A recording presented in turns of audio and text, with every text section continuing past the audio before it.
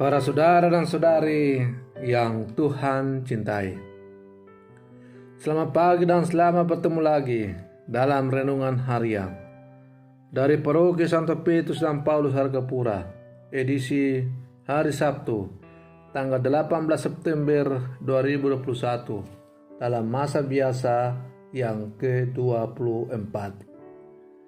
Mengawali hari yang baru ini, kita hendak mendengar dan merenungkan sabda Tuhan. Marilah sebelum kita mendengar dan merenungkan sabda Tuhan, kita berdoa. Dalam nama Bapa dan Putra dan Roh Kudus. Amin.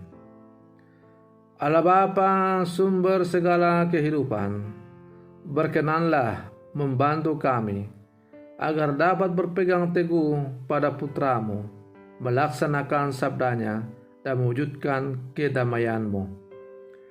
Bersabdalah ya Tuhan, kami siap untuk mendengarkan. Semoga sabda-Mu yang hendak kami dengar dan renungkan untuk mengawali hari yang baru ini semakin mengarahkan hidup kami untuk selalu terarah kepada-Mu. Terpujilah Engkau Bapa, Putra dan Roh Kudus, ini dan sepanjang segala masa. Amin. Para saudara dan saudari yang Tuhan cintai, sabda Tuhan yang hendak kita dengar dan kita renungkan untuk mengawali hari yang baru ini diambil dari Injil Lukas pasal 4, pasal 8, ayat 4 sampai 15. Tuhan bersamamu. Inilah Injil Tuhan kita Yesus Kristus menurut Santo Lukas.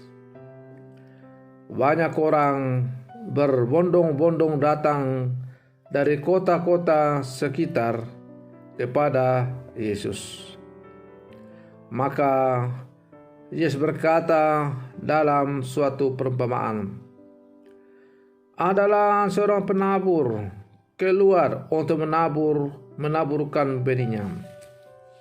Pada waktu ia menabur, sebagian benih itu jatuh di pinggir jalan, lalu diinjak orang, dan burung-burung di udara memakannya sampai habis. Sebagian jatuh di tanah yang berbatu-batu, dan setelah tumbuh, ia menjadi kering karena tidak mendapat air. Sebagian lagi jatuh di tengah semak duri, dan semak itu tumbuh bersama-sama dan menghimpitnya sampai mati.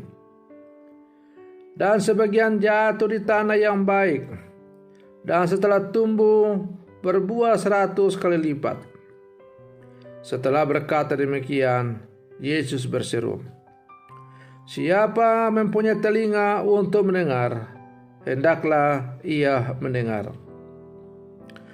Murid-muridnya bertanya kepadanya, apa maksud perumpamaan itu? Lalu ia menjawab, kepadamu diberi karunia untuk mengetahui rahasia kerajaan Allah, tetapi kepada orang-orang lain hal itu diberitakan dalam perumpamaan, supaya sekalipun memandang mereka tidak melihat, dan sekalipun mendengar mereka tidak mengerti. Inilah arti perumpamaan itu. Benih itu ialah firman Allah. Yang jatuh di pinggir jalan itu ialah orang yang telah mendengarnya. Kemudian datanglah iblis lalu mengambil firman itu dari dalam hati mereka, supaya mereka jangan percaya dan diselamatkan. Yang jatuh di tanah yang berbatu-batu ialah orang yang setelah mendengar firman itu menerimanya dengan gembira. Tetapi mereka itu tidak berakar. Mereka percaya sebentar saja, dan dalam masa pencobaan mereka murtad. Yang jatuh dalam semak duri ialah orang yang telah mendengar firman itu, dan dalam pertumbuhan selanjutnya mereka terhimpit oleh kekhawatiran dan kekayaan dan kenikmatan hidup, sehingga mereka tidak menghasilkan buah yang matang. Yang jatuh di tanah yang baik ialah orang yang setelah mendengar firman itu menyimpan dalam hatinya yang baik dan mengeluarkan buah dalam ketekunan. Demikianlah sabda Tuhan.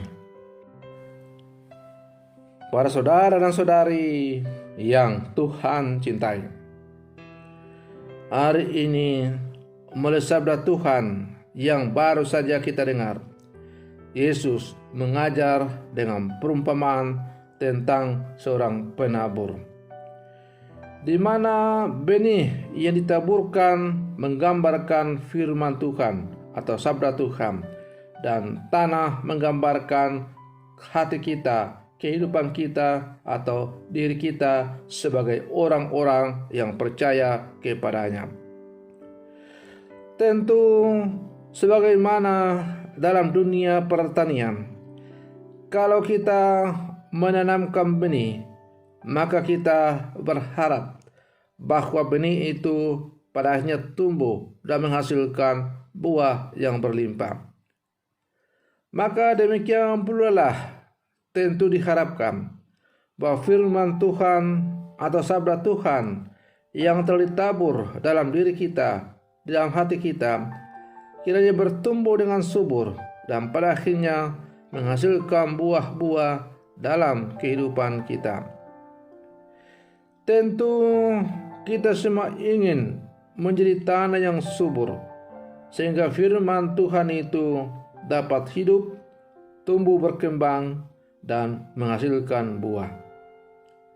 Meskipun kita juga mesti sadar bahwa tidak jarang kita menjadi tanah yang kering dan penuh dengan bebatuan. Para saudara dan saudari yang Tuhan cintai,